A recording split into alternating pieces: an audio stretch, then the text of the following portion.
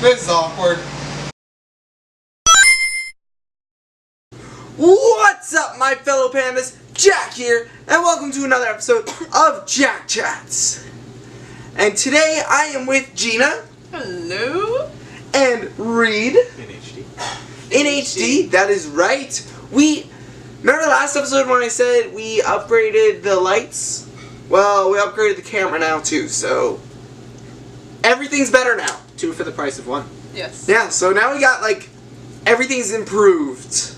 Yeah. We actually have tolerable quality. Hopefully. We hope you enjoy. We may not be tolerable, but at least maybe the visuals. The jokes will be just as cringy though. Sorry. Because I kind of like can't fix I am the embodiment of cringe. cameras. I just can't help you there. And speaking of cringy jokes, we're also joined by Boom Boom the Panda!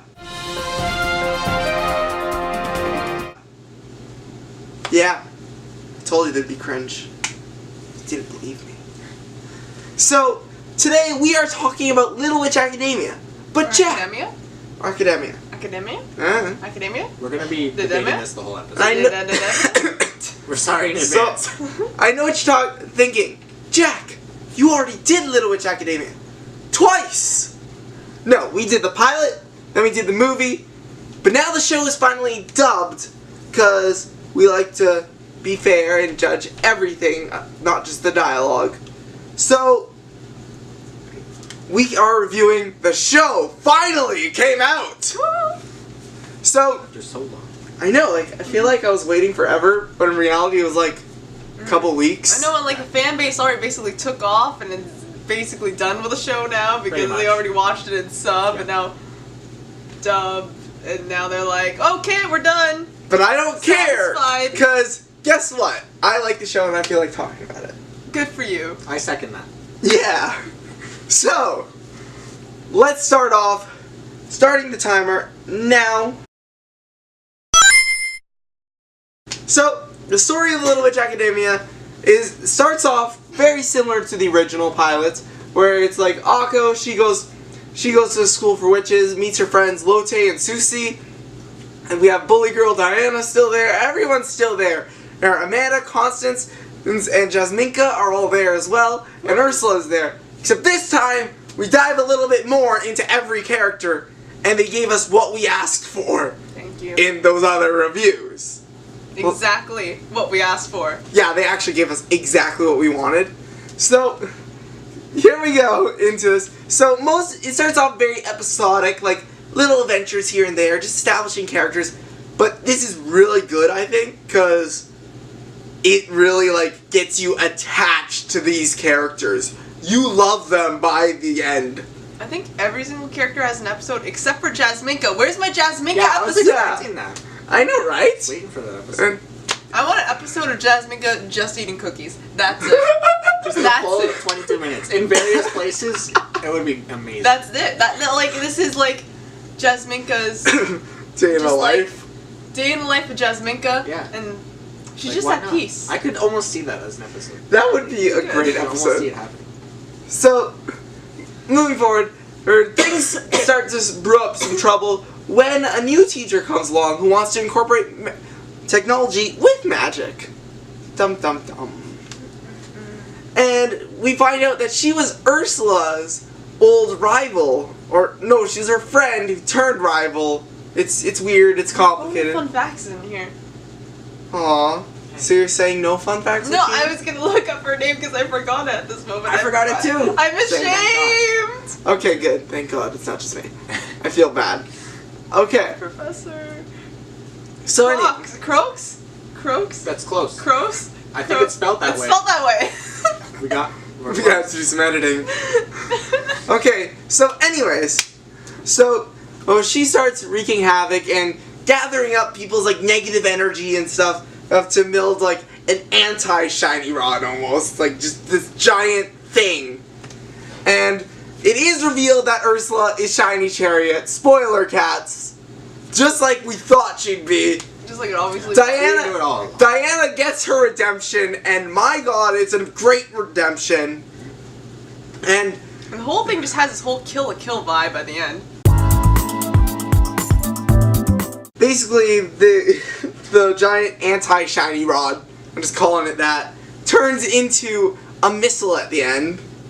And basically all our characters, they have to team up, create like a new 9 witches, because they have these things called the 9 old witches who are like all-knowing, all-powerful, right? And they were great for reasons we don't remember. They never explained. They were just great. They were cool. And spoiler cast, Diana's ancestor was one of them, and I thought it was cool. Yeah, that was cool. So they go off and they stop the missile and everyone's happy and believes in magic, and the series ends in what I think is the greatest ending any series has ever had. Because there's a lot of times when something's happy at the end, I'll look at Gina, because we watch a lot of these shows together, and I'll ironically or sarcastically go, yeah, or yay. But like, I was so happy at the very ending. I was so overjoyed and felt exactly what Akko was feeling that moment that I actually jumped out of my screaming, yeah! To the giant exploding I wasn't smiley there face. for that, but No, not to that. clearly. To the broom scene. The brooms? I thought, like, broom. I was cheering whether they made that spoiler cats when they make the wish of the world's altering magic wish. And I was like, yes! Everyone's make gonna people be happy. happy! And it's just like the giggling, like, smiley face explosion. I'm like, Oh, yes! Akko, Diana, team up! Yes! Do it! yeah. Save the they world. do like an SA2 style Pure team up.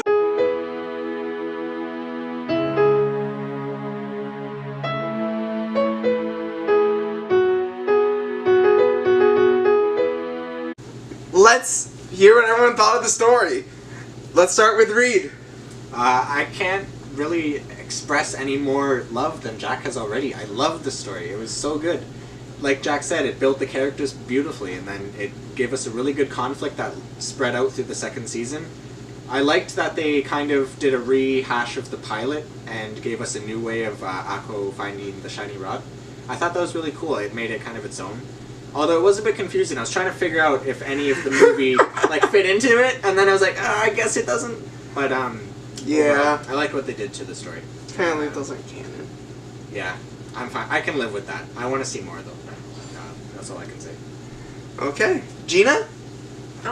What hasn't been said? Let's see. I really like how the story does a great job of, like, balancing plot and making sure everyone stays happy. It definitely helps that the main character's main goal is to make everyone happy at the end of the day. So, even though if this wasn't there, you might feel like you maybe were bombarded with plot around the end of the season or the end of the show. But because this one character still wants to make people smile, you're still smiling all the way through. I'm smiling thinking about it. One more note, just because I can't think of anything else people have said, because Jack, you really did cover most of it. Sorry. No, don't worry about him, man. You good. You good. I good? You good. I good. Reed, apparently I good. You are good. You good, Reed. Yeah. You good. Gina, Anyway. you good. 2 hours later. So I'm actually going to compare this show a little bit to another trigger show called Kill la Kill. And that's because the way the episodes are laid out is very similar to how Kill la Kill was. So how Kill la Kill was laid out was like there was a lot of episodes that were pretty it was kind of a bit more comedic at first, and there's little short episodes. It's almost like Monster of the Week or Student of the Week, and it was silly, and it was fun. It was very extravagant, not in the same way that Little Witch Academia is, in a very different way. Let me tell you that. But that was kind of the main idea, and then all of a sudden, there was a new villain brought in, just like in Little Witch Academia. The girl that you thought was the main antagonist ends up becoming your most loyal partner and helps you defeat the villain, and then it all goes out with a bang. Mind you, I think both ended on a missile, didn't they? Kind of. I don't know. It was both on an unidentified flying object, so I'll give you that. Yeah. I've never seen the show. And I'm like, this setup's really, really similar. And that's a lot of the reason why I saw Diana's redemption kind of coming, because I seen Kill la Kill. So I will say that. Okay. So, I'm just gonna say, it's fantastic. I agree with Reed, where I did like this new beginning. Mm-hmm. I like how, I'm the nerd, like, I have never gone out of my way to search out the manga, but in waiting for the show, I went out of my way to find the first manga of this. Mhm. I didn't even know there was a manga. That's pretty cool. It's only like one chapter right now. But that Yeah, chapter one chapter. is almost word for word that first episode. Okay, so with that, let's talk about characters. Yeah. Yeah, so Gina, do you want to start with Akko? Alright, so since last time we hammered into your heads what we thought of the characters, now we are going to talk about how they kind of developed in this, in the continuation of the series. So for Akko, I find that Akko, she's definitely more willing to mature throughout the episodes, especially as time progresses, and with her teachings with Professor Ursula. Also, with Akko, it's kind of cool to see her weakness that was sort of introduced in the Happy Time Project movie, that she doesn't Great sometimes she doesn't pay attention to other people's emotions and how they feel, and it was really shown a lot better in this show. Okay. Next! So, Reed, you want to go with Lotte? Let's do it. Alright, so Lotte's a character who we don't see too much in the second season, but the first season we do get to see them develop quite a bit. One episode in particular is one where she's tasked with writing the next chapter in a book series, which she really loves. Or it might have been a book, but anyways. Yeah, it was a she's book. tasked with it, and she doesn't want this responsibility. Like, she doesn't want to have, like, this much responsibility onto her. She's too worried about people not liking what she would have to offer. And she ends up helping someone else with the same problems and thoughts. So overall, I just feel like she developed a lot to the point where she gained confidence, and she could even use it to help others that are struggling with the same problems. So, and she's as supportive as ever. So. Nice. Nice. So, Jack, best girl Susie. yep, best girl Susie, or should I say Soupy for the meme? Soupy for the meme. Soupy. That transparent. Soupy is still best girl. We still love her. She's a lot more sadistic in the show, but it contrasts more with her development. Her episode is an episode called Adventures in Susie Land, where Akko goes inside Susie's head and there's like a million other Susies just running around. Cute. And it's such a funny episode, like seriously, you just have to watch it. And there's a scene where she sits down in like a drive-in movie theater with a couple other Susies, and we see how Susie really feels about her friends. We get to like actually see a soft side of Soupy. So Soft soup. soft soup, yes. It's great. Don't knock it till you try it. Okay. So yeah, like we get to see that, and it's really just nice. So, Gina, want to do Amanda? I shall tackle Amanda best I can. So, with Amanda, what's interesting, apart from the movie, now Amanda is more like Akko's foil rather than someone who kind of becomes Akko's friend right away. They're both very similar, but for different reasons. They're both pretty bad at school, but Akko's just bad at it because she sucks at magic, and Amanda's not so good in school because she's not really attentive in school. In fact, in one episode, she tries deliberately to get herself expelled. And the way that they end up bonding together is initially through their hatred of Diana. And because she does well at school, those who don't. And then it's kind of interesting how they sort of get along later on in the series. And yeah. Okay, Reed, Jasminka? So Jasminka, there's not really much to say about Jasminka because she doesn't have her own episode, and we need one. Like, I don't know. I was really hoping they'd have one. But to sum her up, as always, she loves to eat. She loves to help share what she's eating. It's happy flavored. Yeah, she's great. She's quirky. So. But we need that episode. Since I feel like I shortchanged you with Jasminka, gonna take care of Constance as well? Okay, yeah. Constance, on the other hand, she does get quite a bit of development. One episode in particular, Akko helps her with her inventions, or tries to, which Constance very much objects at first, but you do get to see them bond, and she does kind of come out of her shell a little bit, because as, like, from previous, we don't really know too much about her. But we do find out that she can't, in fact, speak, and yeah, like, it is confirmed by the show, which was very interesting. She reminds me of Neo from Ruby. Yeah, it was cool that, like, you know, there's an anime trope I find sometimes that silent character just doesn't say anything, but they can talk, but now they're like, no, she's mute. Yeah, she Yeah. just Like, can't well, talk. thanks for owning up to that. That's great. Yeah, that's my explanation. I don't know, they're too lazy to hire a voice actress. No, she makes a little noises Yeah, and I know. stuff. True. Okay, so I guess I'll take care of Ursula now. Woo, Professor Ursula. Professor Ursula is the one who gets the most attention in this show, probably. She probably becomes the new protagonist by season 2. Where it is, spoiler cats, confirmed that she is Shiny Chariot. She looks after Akko as if Akko is her own daughter. But this is because she's done some sketchy stuff in her past. And let's just say, some of this sketchy stuff may have drained some of Akko's magic when she was a little kid. And that's a really interesting and heartbreaking thing. Might be the reason why she can't fly.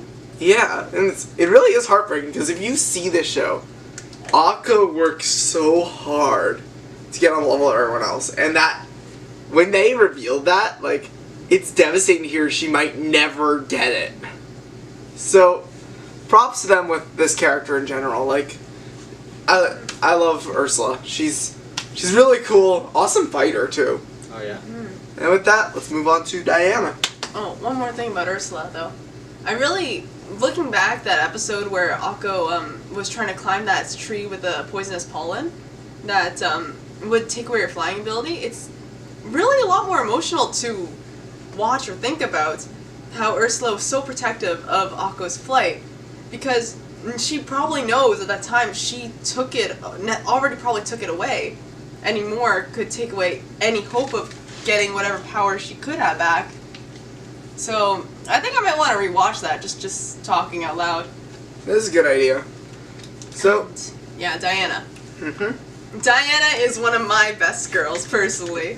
For me, almost right out of the gate, I could see Diana becoming the character that was going to get redeemed. Probably because one of the reasons is I found Diana very relatable as a character. She was the girl that has a dream, but could never get that dream because of circumstances of her family life. Or just rather, what's relatable for me, circumstances of responsibility. She is responsible for her whole family because, spoiler cats, her mom has passed on, her father is not with her either. So her aunts is basically running the household and driving the family bankrupt. And there's a whole episode dedicated to this, about Akko finding this out and bonding with Diana. And both of them have this great character development of appreciating both tradition and a modern way of doing things. And I really love it because that's the episode where they bond together and they start working together, and you believe that they start actually genuinely liking and appreciate each other, or at least kind of respecting each other for what both of them have to go through. Because both of them end up getting their magic taken away by Ursula when they're young. Except because of Diana's position, she was forced to work very, very hard at it at a young age just because of the circumstances she's put in. And to see her at the end finally just get, like Akko kind of saying, hey, you can still be responsible, but you can kind of live your dream a little bit too. It was nice to see that balance instead of Diana just throwing that completely out the door. And I just appreciate that. okay. And Reed, do you want to handle our main villain? What was her name again, Gina? Professor Croy. Professor Croy. Don't play Croy with me, Professor. Oh god. What a way to start. Reed, want to start with Croy? I will. Alright, so Professor Croy, she's a villain who at first is very mysterious. You don't know much about her, you don't get to see her motives, and it's just kind of like, what is she up to? It's kind of like that for a few episodes. Besides eating ramen. True. You do get to notice that she takes a lot of interest into Akko and Professor Ursula, which is later explained, in the form of showing how they actually grew up together. They were childhood friends, Professor Ursula and Professor Croy, and it actually gives Professor Croy like a reason to have her motives for being kind of the villain in this case. Because when it came to choosing who would have the shiny rod, it wasn't Professor Croy, it was Professor Ursula with her shiny rod. So you get to see like what her motives are, and I found that a very good way to establish her as a villain. And she does get some redemption, which is always nice too. So, great villain in my opinion. And that is it for characters. And now we shall move on to... So, with execution, and let's start with Reed. Alright, so Execution. As someone who's never watched anime before, I loved this show, and the one thing that really grabbed me was its animation. When I was first told to check out the show by Jack, I immediately noticed that the animation quality was great, and the show actually stepped it up for me, which I didn't think was possible because I already loved it so much. So yeah, the animation is beautiful. It really made the show for me. The pacing was great. The first season, you get to see all these characters develop. You get to see how they kind of interact with each other. And then the second season, you get this whole giant plot line of the villain being built up, and then Diana's redemption, all kinds of that stuff. Constance's backstory, or not backstory, but her development with Akko. So it was a really great paced show, a really great animated show, and I loved it. For sure. And let's just say this is Reed's first anime. Let's all give him applause. Give him a badge! That was a good start. My first anime! Give him a badge! I'll wear it next time in pride. Okay, so Gina, Execution. So Reed pretty much said everything I wanted to say about animation. So I'm going to take a little bit of notes on a very small detail that I really appreciate about this show. And that was actually Akko's, the pacing of Akko as a character. Normally in most animes, the main protagonist sort of gets a lot of power pretty quickly. And there isn't really a good reason or a very reasonable reason for this. It just sort of happens because you want to see bigger explosions. And that's just Yes! It's like, where did this power come from, huh? But with Akko, you see right from the beginning how hard she has to work just to learn one spell. She pulls an all-nighter just trying to learn Metamorphosis magic, and she's struggling. Even when she learns a spell, she's still not very good with it. She gets decent. She gets decent later on, but she does struggle, and she only uses that one spell throughout the rest of the series. That's it. And it's how she uses that one spell to help her friends is what's so cool. It's like her one power, and everyone else has an abundance of magic spells they could use. But she's just got the one. And at the end of the series, it's so satisfying how she puts her one spell to use to save the day. And it's very Akko. It's pretty nice. It's never unreasonable for Akko to have an excessive amount of magic, because she doesn't. She knows only what she knows. There's no really hidden things, unless you count the shiny arc, but it only comes in when she learns a lesson. For the most part, she just uses her heart, in a sense. And I really appreciate that. Like, you expect maybe she's gonna learn to fly at the very end of the series, but not even. She gets the automatic broom, comes and saves her. She never learns to fly until, except for, a part that I'd like to mention. Yeah, but I appreciate how well Akko is paced in her ability to use magic. And I think it was really good pacing with that. Okay. This show's amazing. I'm just gonna say it. This show is fantastic. You will leave every episode with a giant smile on your face. I love the character development, and I love the moral behind this. I'm not usually one to be like, oh, the moral. I don't care about morals in shows. I just want a good show. But the moral in this is pretty different. Every show out there pretty much says, believe in yourself, we don't care, whatever, just believe in yourself, sure, it'll happen. This show goes, yeah, believe in yourself, super important, we love it. But you also gotta do all this stuff. They give you an actual list of work you have to do to get your dreams. Each of the 7 shining stars is something you need to do to achieve your dreams, along with believing in yourself. And I love that message. I wish more shows taught this message, but yet I don't, because then it'd make this show less original for doing it, and I love it. And this show makes you feel so much for the characters because of how well paced it is. That, usually when I watch a show with Gina, you could ask her this in, her Tumblr or something. Tumblr or something, great. if I do this, but, I will ironically go, yeah, or yay. It's usually meant sarcastically. But when, at the very end of the series, when Akko, after all the stuff she does, Akko finally takes off on a broom. It doesn't even take off. She hovers for a couple seconds.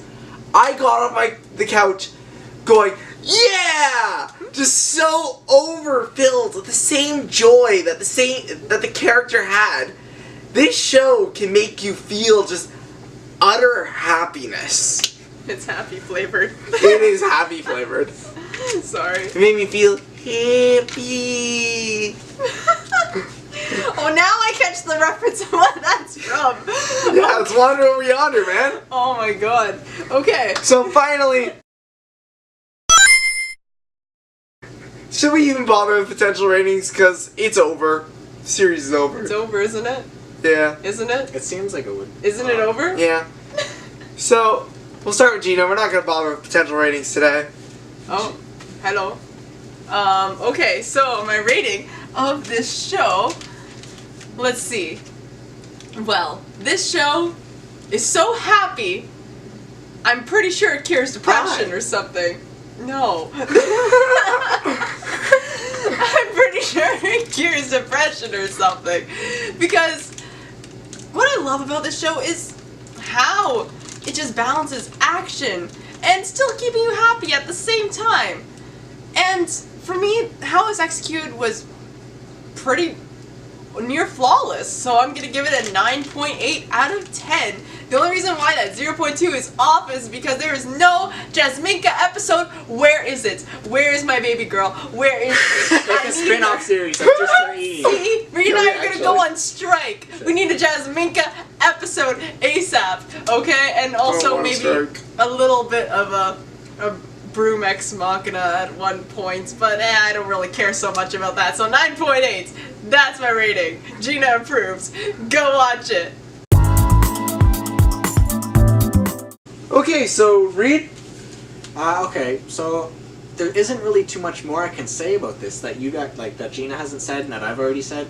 But all in all, I just really love this show. The animation was great, the story was great, characters were great, everything was great, except no Jasmine episode. Yeah. So that'll never leave. But if I was gonna rate it, I'd have to give it a 9.7 out of 10. Ooh, living on the edge there, Reed. I know, I'm close. I didn't It's think getting you up there.